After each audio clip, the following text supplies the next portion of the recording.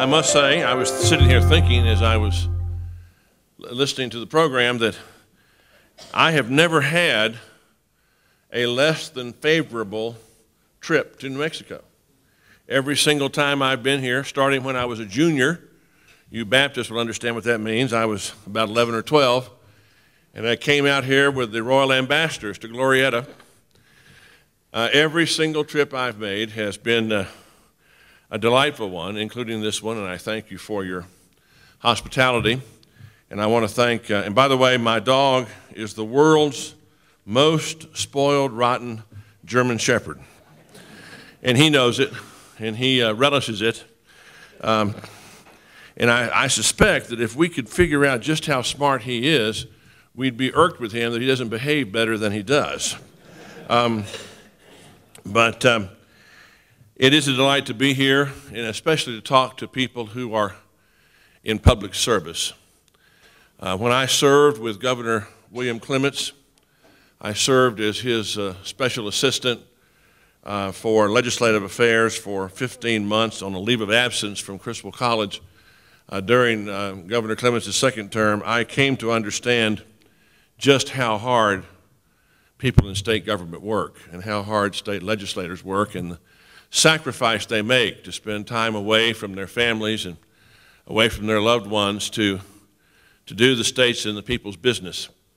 I travel a lot myself, and I don't think that the plumbing's ever gone out when I'm in town, and the car has never malfunctioned when I'm in town. It's always when I'm out of town.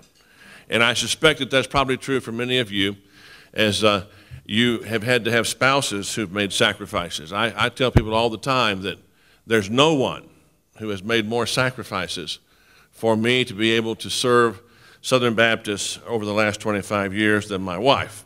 She's made more sacrifices than anybody, including being willing to be the chief operating officer of our home to keep things going so that I could be on the road as much as I am.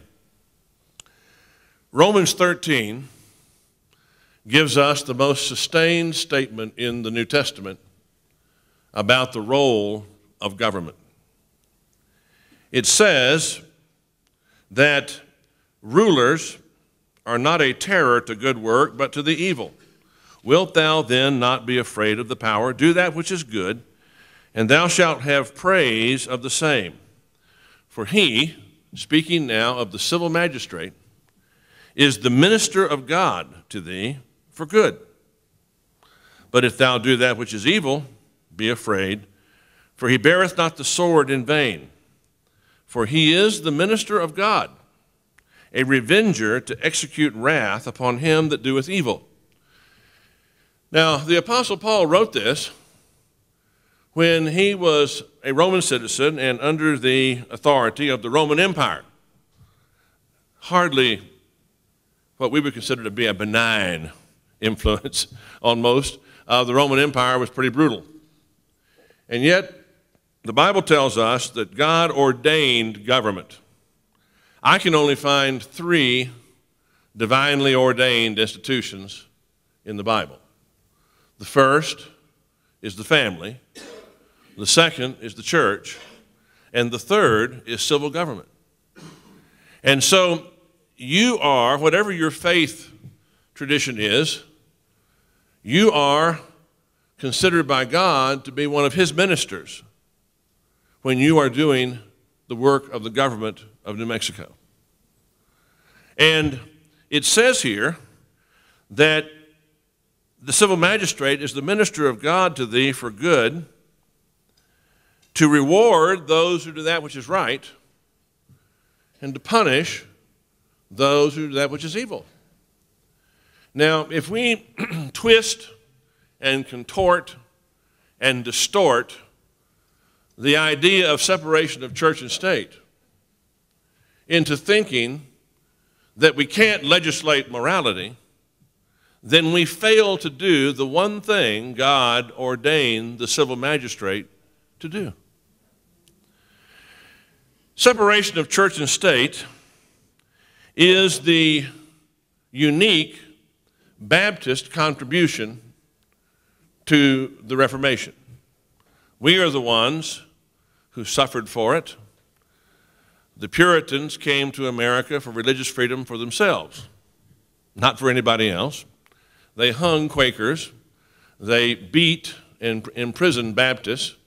One, Roger Williams, escaped arrest, went into the wilderness, founded Providence Plantations, which became Rhode Island, and founded the first government anywhere in the Western world, anywhere in the Western civilization, for nearly 1,000 years, where people were free to worship as they chose on Sunday morning, or not to worship at all, but to stay home and shuck peas on the front porch without civil penalties.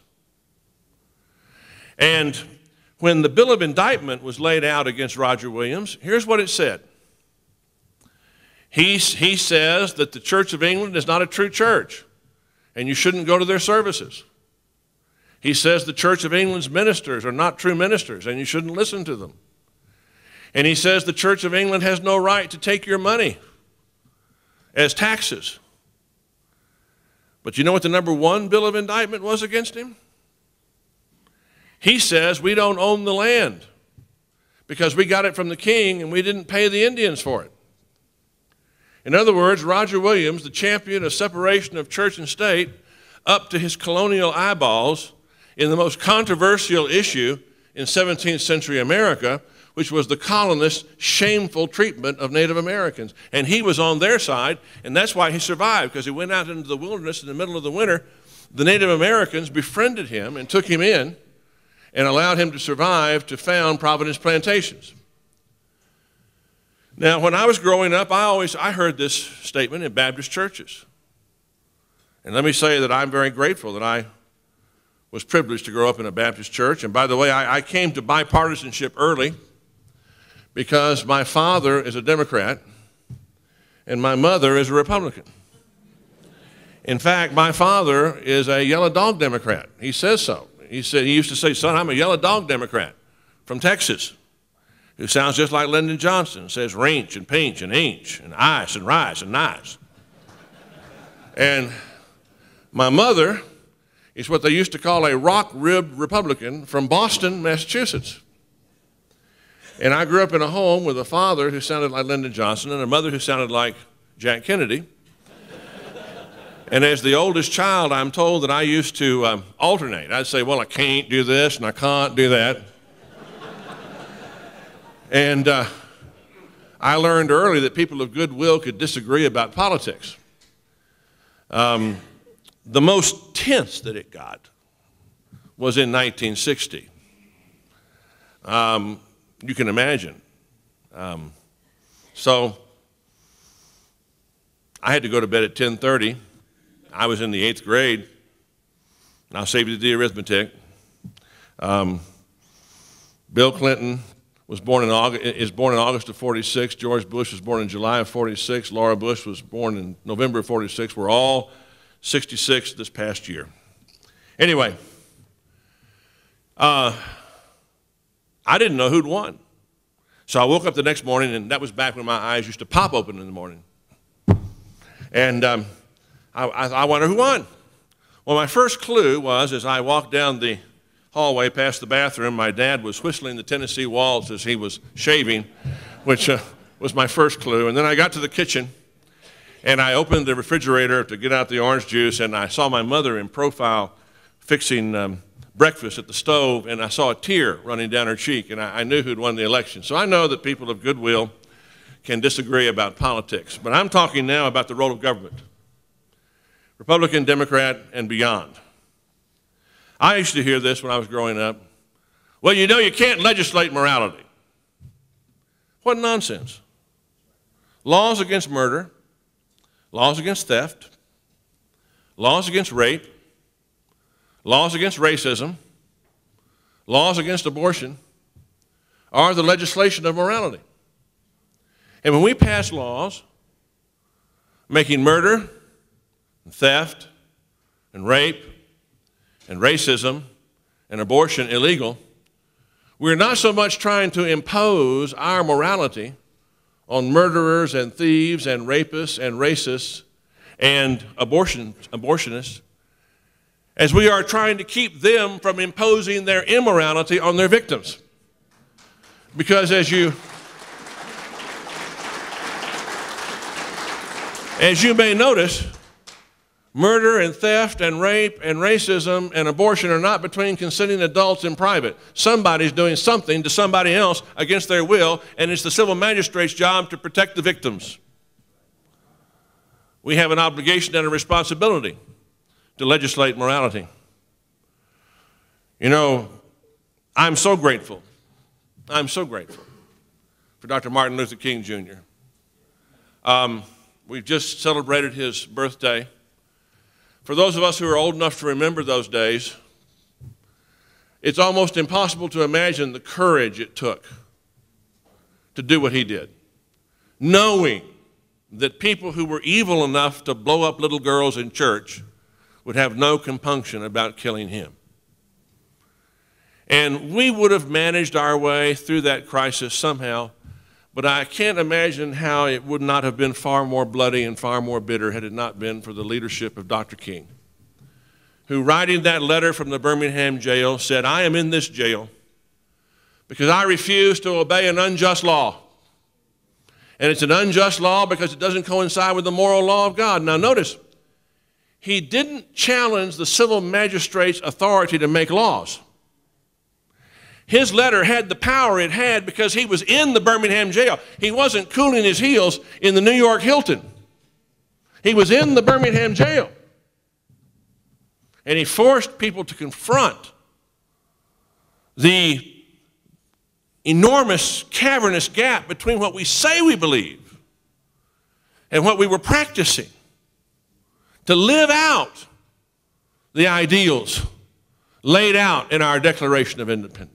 We believe that all men are created equal, and they're endowed by their Creator with certain unalienable rights, and that among these are life, liberty, and the pursuit of happiness.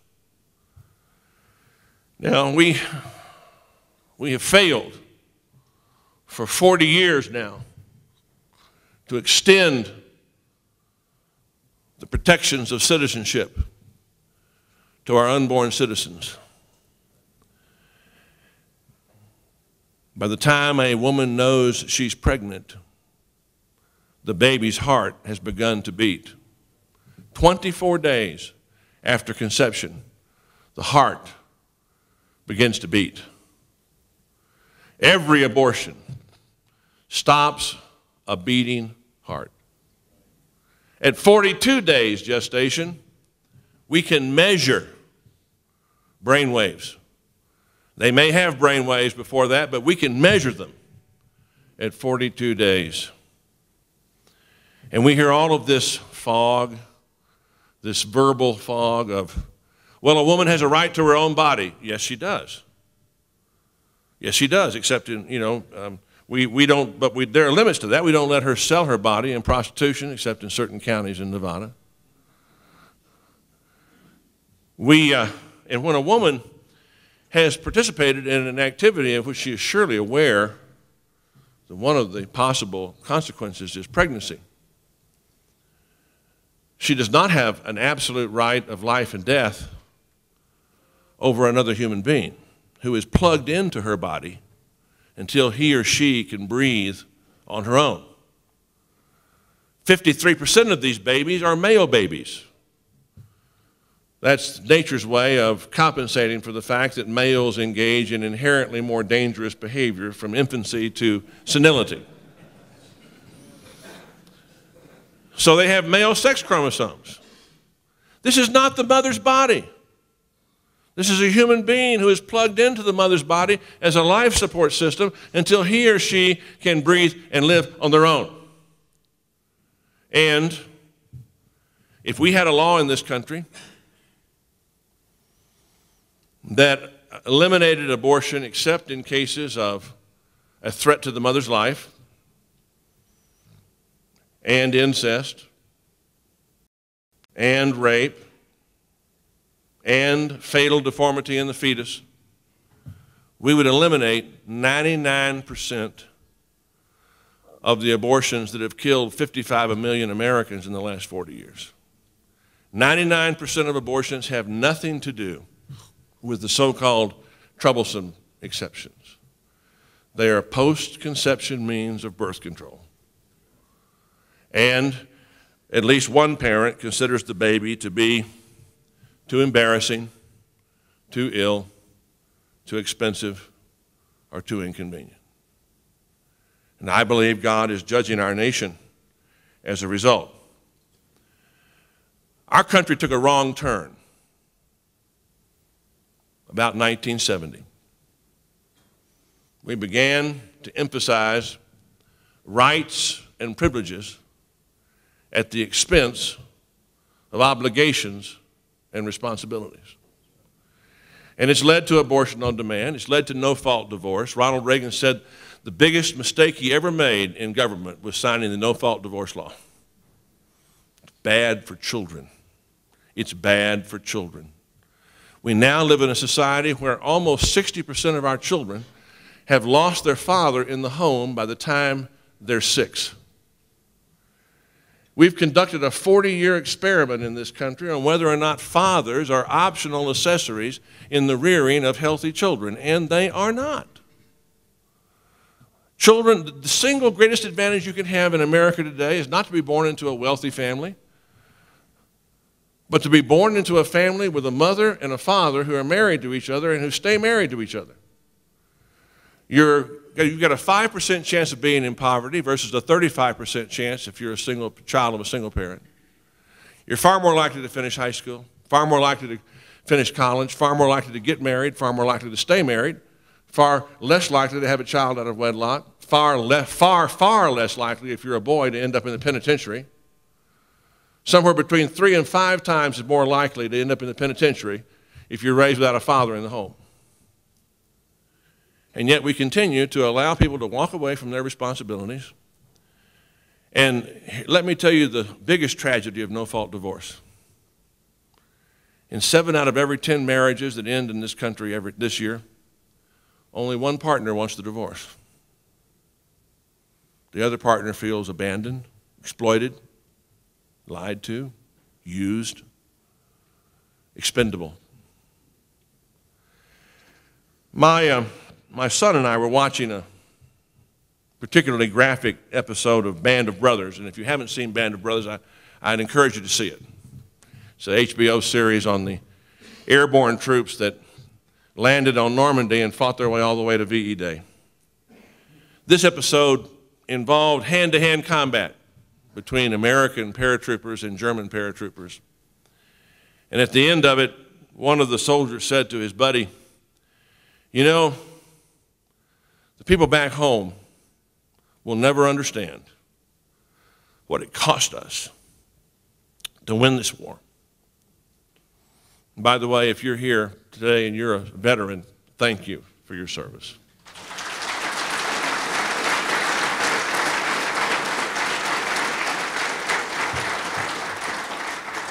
And my son said, "Dad," he said, "what made the greatest generation the greatest generation?" And I said, "Well, son, I'm a baby boomer. I'm probably disqualified from answering that question." But I said, "Your grandfather was part of that generation. Joined the Navy right out of high school in 1940. Was at Pearl Harbor. Was at Midway. Was at the first and second battle of the Coral Sea. His ship was sunk off of Guadalcanal. He was at Leyte Gulf. He was at the invasion of the Philippines. He was at Iwo Jima. He was at Okinawa. And he was in Tokyo Bay.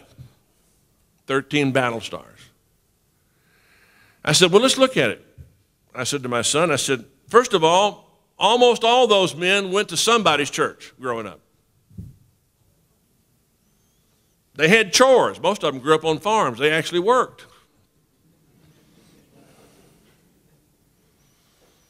And they were disciplined. That means they got spanked. At home, at school, at church. They were taught in all 3 places that in spite of her flaws, this is the greatest nation ever conceived on this planet. And they didn't get trophies for participating. They learned early that there's a difference between winning and losing, and winning's better. And I suspect that's what kept them coming ashore at Normandy, at Iwo Jima. This is the greatest country to ever be conceived. I believe that I agree with our forefathers that for whatever reason, God Almighty takes a particular interest in the United States of America. And as both Democrats like Hillary Clinton and Republicans like George W. Bush have said, this is the indispensable nation in the world. Try to imagine the world without the United States. Thuggery, cruelty, and dictatorship would be rampant across the face of the globe. As Colin Powell has said, we've gone across the world, sacrificed our sons and daughters for other people's freedoms, and all we've asked in return is some land to bury our dead. Our nation is at a crisis point.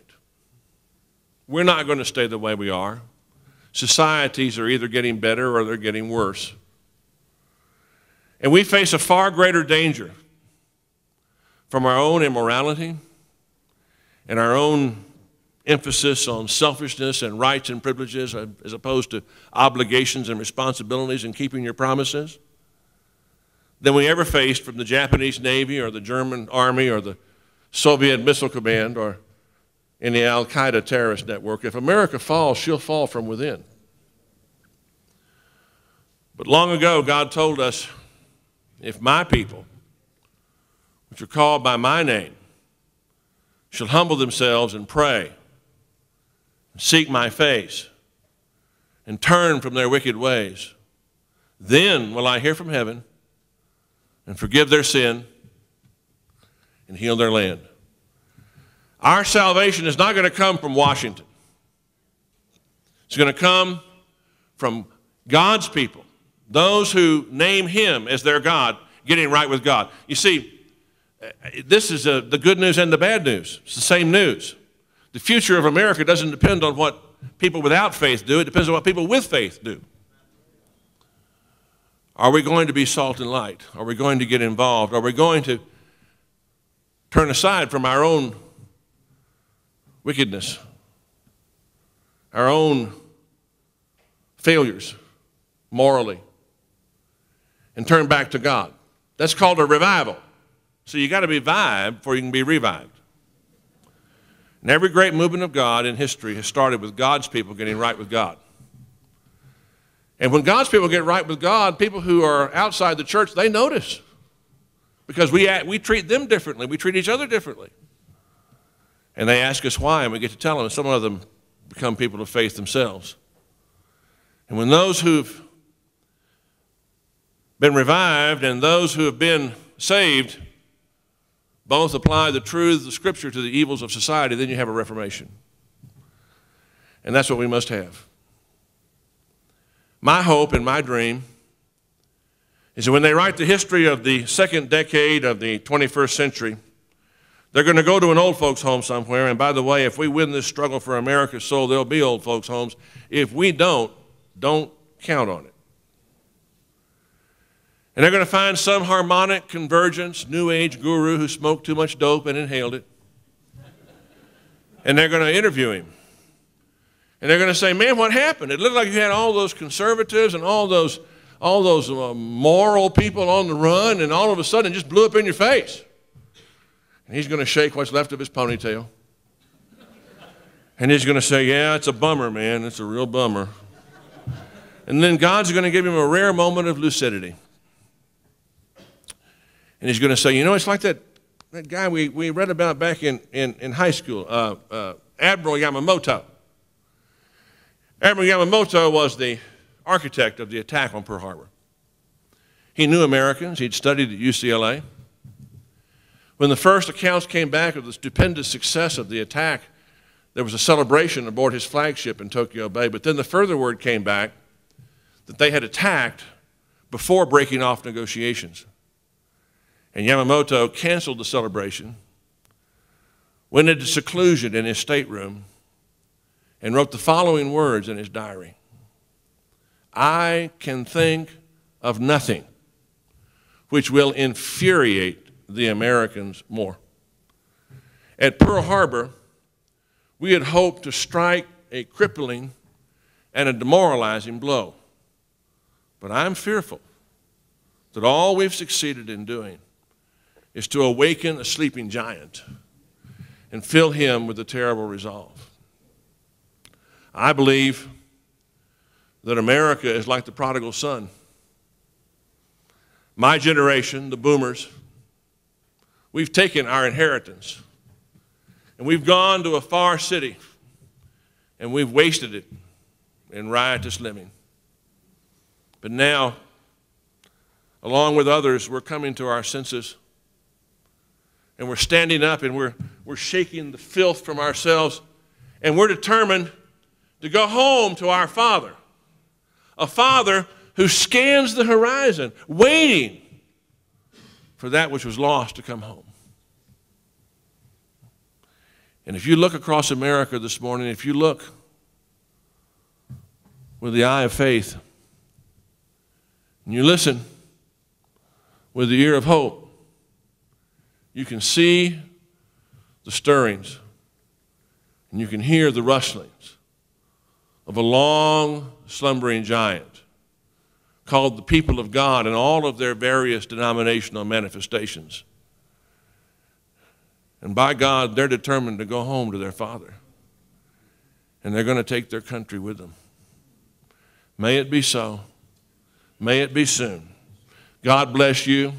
God bless your family. God bless New Mexico. And God bless the United States of America.